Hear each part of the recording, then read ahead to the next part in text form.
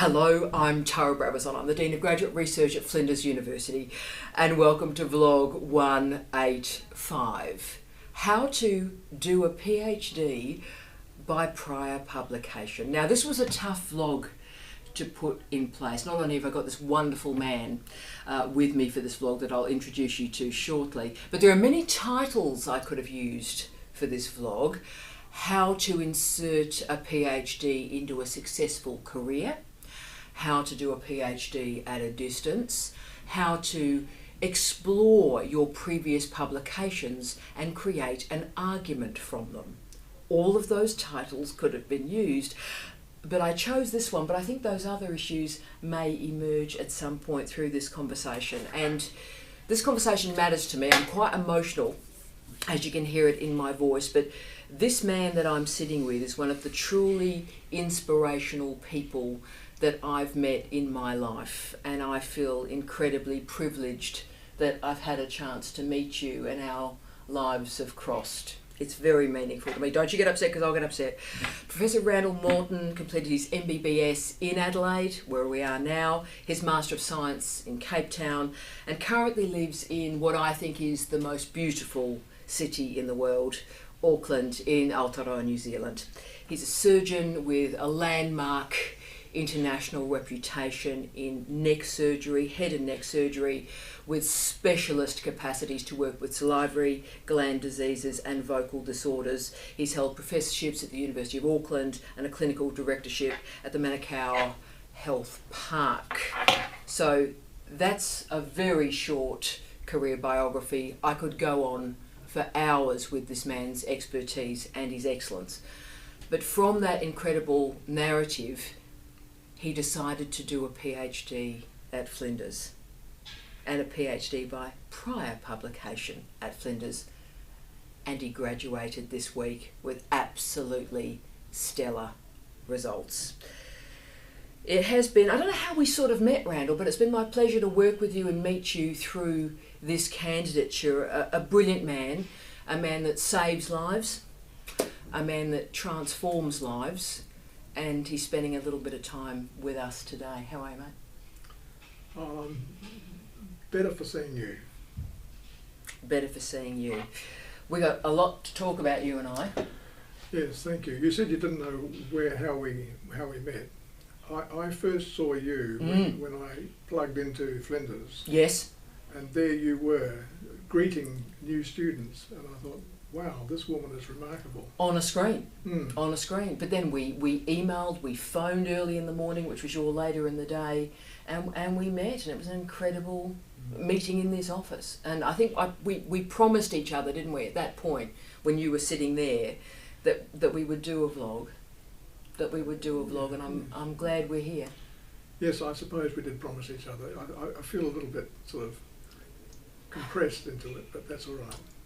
I'll try not to take that personally. We'll make this as painless as possible, says the historian to the surgeon. So, amidst your incredibly distinguished career, mate, and it's a great career. I don't know how you look back on this remarkable career, but from this distinguished career where you've saved lives, you decided to complete a PhD now. So why did you decide to complete a PhD, and I suppose why now, mate? Well, I've always been interested in research. It's been a passion of mine, and over time I found myself not just doing it but also supervising others doing it. Yes. And then over time I found myself looking at master's theses, and more recently in the last few years I've had some PhD theses for which I've been a co-supervisor. Yes. And I couldn't help feeling like a bit of a fraud because I didn't have a PhD. And here I am sort of making comments about other people's PhDs and helping them put it together. And I felt that I really ought to do something about that. And so it was in some ways your andragogical, your teaching, your supervisory expertise that went, this is an interesting area, and I will do one of these qualifications. And of course you're one of those truly original and extraordinary people that have this incredible array of publications, of refereed articles, and just the PhD never sort of happened. No, well, I mean, I had a full-time job, and I found I love the pursuit of knowledge. So I love to find things out, discover things for myself. So that's what kept me going. But I didn't know how to go about getting a PhD. And as I was advancing in years, the opportunities for sitting down and starting from scratch didn't seem very practical. Wow. And so that's quite inspirational. And also you didn't need to start from scratch because you have this incredible body of knowledge that you already created. Well, yes, and I thought about that. I thought, I've got enough here that I could use for a PhD, but I didn't know how to go about it. I did explore some universities that I've been associated with, and I couldn't find anything that sort of seemed to work for me. And I even looked at Flinders, and it wasn't. I didn't think I qualified from the information that was online. So it was an unusual thing to be doing, I suppose, and therefore there wasn't not a lot of attention has been paid to it from the information that you can access outside. I don't know. And the reason for that is, and again, you've transformed our practice at Flinders University. Your candidature and your and my conversations have changed how we do the PhD by prior publication. As we've talked about, mate, it's a minoritarian enrolment. So we only at any time have maybe 5 to 10 of the 1,000 PhD students we have that are enrolled in the PhD by prior publication, often from what in the old days used to be called the elite professions, so medicine and law particularly, but we're increasingly seeing them from urban planning, we're seeing them from nursing and the allied health as well. So this is an expanding area, which is why we're doing this vlog, so we can learn from your example. So it is our minoritarian enrolment option, but it is expanding. So why did you think this was the way forward? Let's do the PhD by prior publication. Well, it was serendipitous in a way because I was here at the 50th anniversary of this university, and I was an inaugural student at this university 50 years ago. And anyway, I was introduced by the Dean of Medical School at that time, Paul Worley, a lovely man. Lovely man. Hi, Paul. Lovely man. Yes. It means a lot to me that he actually introduced me at the time, and he used my CV and he said, "Man, you should be doing a PhD on this work." And I thought, "Can I do it? Can I do that?" He said, "Yes, of course." So without too much more ado, he had me in a room with a couple of other people, including Ross McKinnon. Wonderful. Hello, Ross. You're a legend, Ross. No doubt about it. Yeah. It went from there. I decided to see if I could put something together as a proposal once I had a sense that this was possible. Yeah. I hadn't really thought it was possible. And I think that's incredibly inspirational for people who have this incredible career with these publications going, right, is it possible? Yes, it absolutely is. And I mean, it's quite inspirational to see the work that you're doing. And for you, and I remember you and I had this conversation again when we were setting this stuff up about the selection of articles. So for some people, they have 8 or 9 refereed articles, and they're the 8 or 9 that they put together. They have that contextualising statement at the start, and they're the articles they've written, thanks for playing, there's your PhD by prior publication. But with you, you've written so many refereed articles through your career. How did you make the selection? How did you do the cut or the cull to say they're the publications we're going to enter? Okay, well, it's a good question, and I've got quite a few publications, and they're not all in the same arena. I've touched on different areas, and any one of them could have been appropriate to pursue, and maybe I might have had to do a little bit more work on them to make it rounded. But my career has been spent on one particular area, and I had about 25 papers on that subject, so that have been reviewed and published. So I thought, well, that's the obvious place to be. And if I wanted to be really posh about this, I could say that one of those papers was voted as one of the best 100 papers produced in head and neck cancer oncology ever. In the world, in the field. For the last 10 years anyway. So that's quite important, because this is the bit of the... And that made me think it was worth doing. I think it might be, yeah. I think that's probably a sign that it's probably worth doing. But I think I'm just going to unpick that a little bit more because that's terribly useful for people. So the key with the PhD by prior publication is it has to tell a story. It has to, what's the story of your career? What is the original contribution to knowledge that you've made through your career? So Randall did something very clever. The articles are just stellar, they're just inspirational, but this one article is like, wow, I hope I live long enough to meet another person that's written an article like that. Wow. But what that then becomes is that's the core.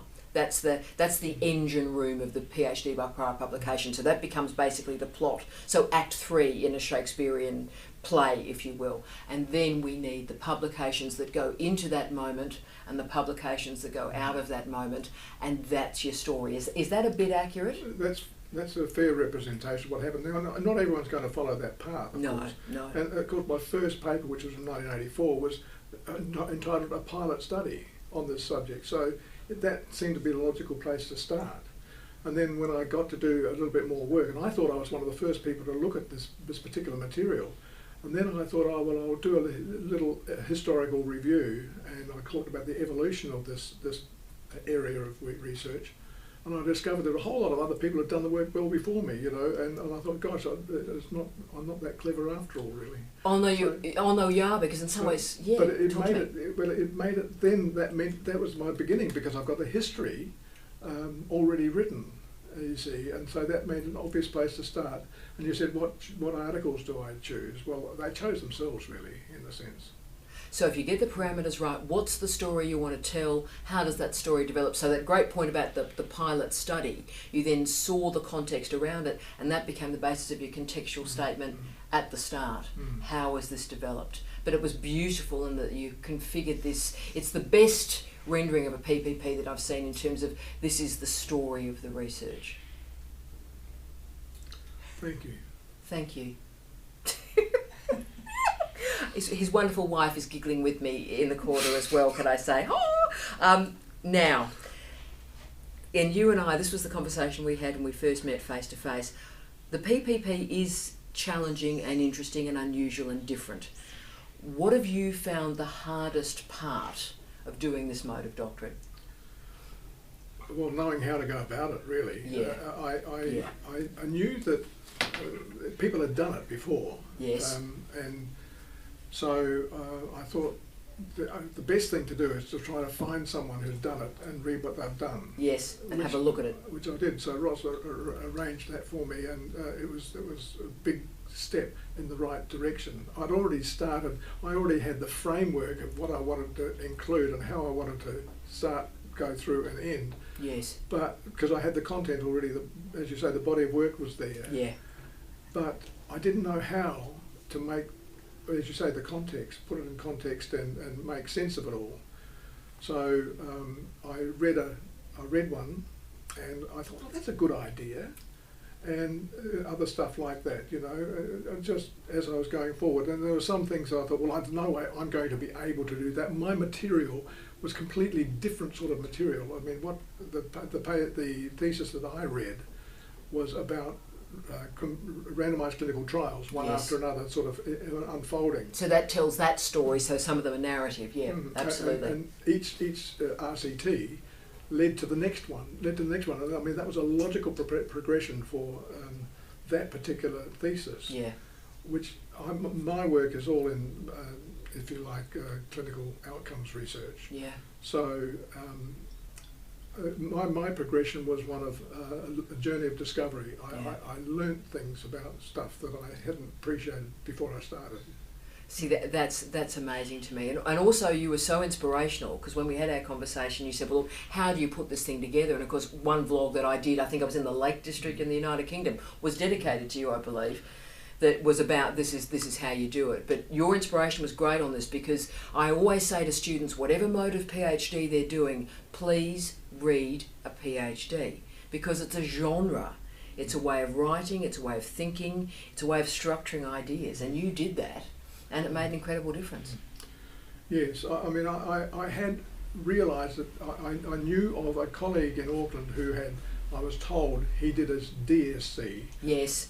And he just apparently told my friend of mine, he just threw these papers in and then submitted it, and he got a DSc, and I thought, well, that's no good.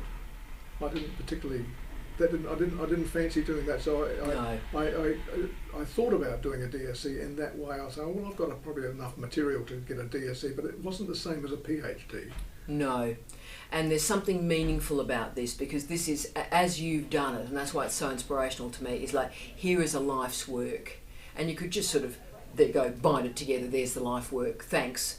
But your contextual statement was evocative and powerful in reflecting on that life work, telling the story of the life work and rendering it more meaningful. So this is a real, powerful, provocative and highly imaginative PhD, I think.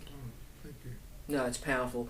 Now, the other question I've got of you is, you've completed this PhD from the beautiful Auckland, overlooking the ocean, you lucky man, while being enrolled in Adelaide. Tell us about the distance and how that's been managed and how you've organised it, and what you'd say to people, because 1/3 of our students live outside of South Australia. What would you recommend to them?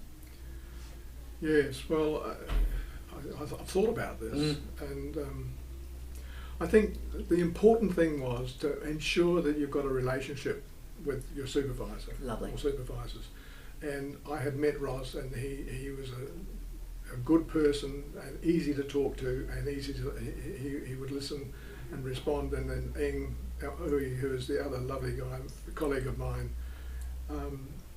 offered his services as a co-investigator, a co-supervisor, which was just wonderful for me. And they were complementary, and they played different roles.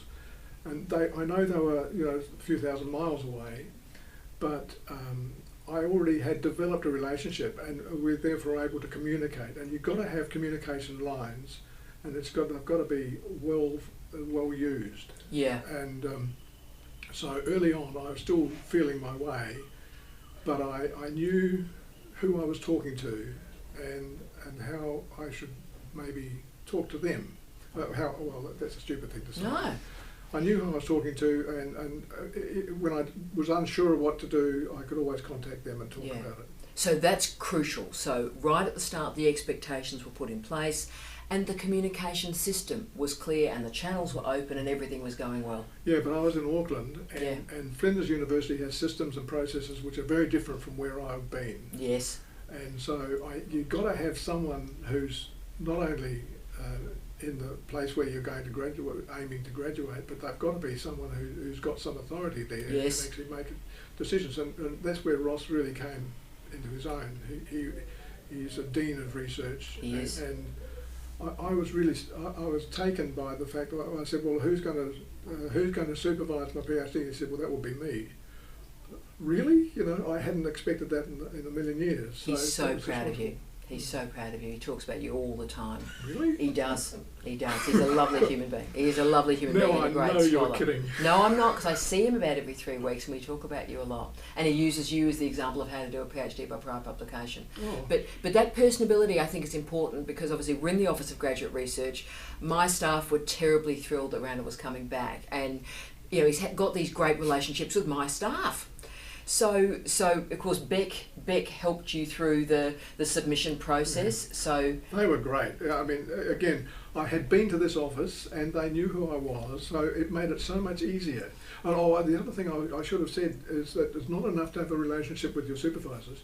You've got to have a relationship. You have to have met and had a relationship with your supervisor's secretary, which is what happened, because I would then be able to arrange a conversation or some kind of interaction with Ross if required. Yes. Through the secretary, yes, who really knew who I was and what to expect. And see, again, the genius advice you're getting here is really, really crucial. So the professional staff members, our administrators, get the ball rolling and keep it moving. So, my wonderful staff, Lisa adores you. So Lisa is my officer out here, and she, Randall called, or Randall's calling, or hi Randall.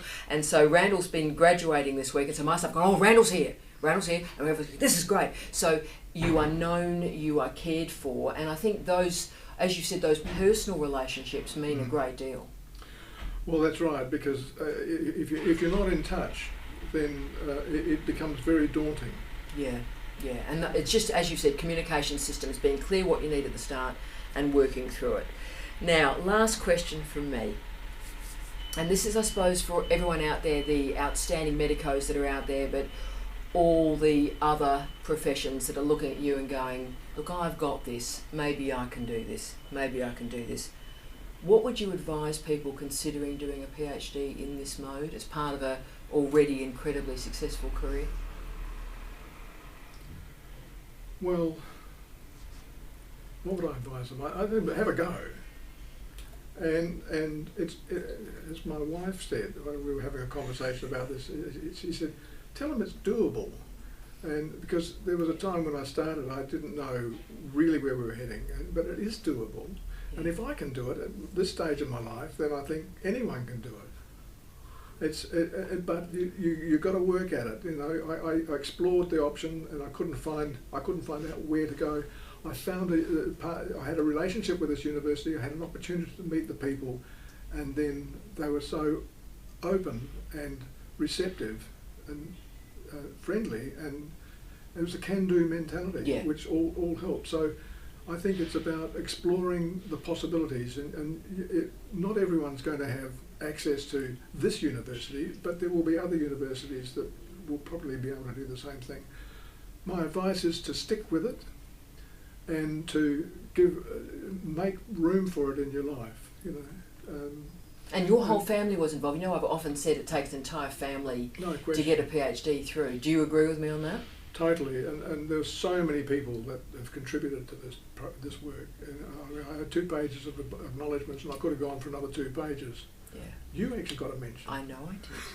I feel very, very lucky for that. But yeah, no, but it was your wonderful wife mattered, your family mattered. Absolutely. I mean, they were very, forgiving, and I'm going to get emotional if I keep going like this. Yes, and I will. And, if you start, I'll start. You know that we've done this before, you and I. Yeah, but I mean, it takes a family. But you did everything right, mate. You got to know the university, had expectation management for your supervisors, got to know the professional staff, the administrators to care for you, and got your family all organised and ready to go. Because the PhD is a much shorter gig, so you're asking your family probably to sacrifice a bit less. Yeah, it took me a couple of years, yeah. And the writing of the context and putting it in the overall scheme of what other people have done before and since. It was a really good exercise for me, and it's well worth doing, even if you don't complete it, although you jolly well should. You shouldn't start something you can't complete. But as far as I'm concerned, I really discovered things about my work that I hadn't appreciated before until I went through this process of exploring how it fitted into the overall scheme of things, and it was the most satisfying process. And I would commend it to anyone who's worked on something that they've found there's a passion of theirs, and they're interested in it, and they've done enough to make it worthwhile. And I was watching one of Tara's vlogs, and I was writing my thesis. I was putting it all together as much as I could, and she said, when I examine a thesis, I expect to see the term significant original contribution to knowledge. The SOC. And I thought, crikey, there's an expression I haven't used. She said, I want to see my original contribution to knowledge is. And I thought, God, I haven't done that. And that forced me to review the whole thing, yeah. And look again and see how it all, what had I done? And it was a very good process to have actually had that articulated. Yeah. And then I was comfortable about doing that, because I always figured I'd done something that was worthwhile. And what's so difficult, I mean, can I say that's incredibly difficult to do. For the PhD by prior publication, that's the trick, because the work already exists. You can't change that. You can just change the contextual statement at the start. And you've got to look at this body of work and say, who am I? What have I done? What have I created? And if you can do that from an existing body of work, it's the hardest original contribution to knowledge to prove. But when you do it, how satisfying was that? It was fantastic. But when one of my examiners pointed out something more that I hadn't thought of, I thought, gosh, that's even better. Yeah, your examiner's reports were absolutely outstanding, and I'm very happy to say the entire office went, Randall's reports are in. So we're obviously the first people to see the reports, and literally our wonderful women upstairs ran down and were like, Randall's reports are in, have a look at these. And they were that stellar. And I mean, that's really, I suppose, mate, what that PhD is about. It's about, we have 1,000 people, but each of you are individuals. And each of you have your own story that's got us here, and every one of you is just a special human being. And we feel very lucky that all of you have come into our path. And it's incredible that I've had a chance to meet you. If I'd been in any other job, I wouldn't have. And I really thank you for the relationship we've had. It's been quite inspirational for me. Well, it cuts both ways.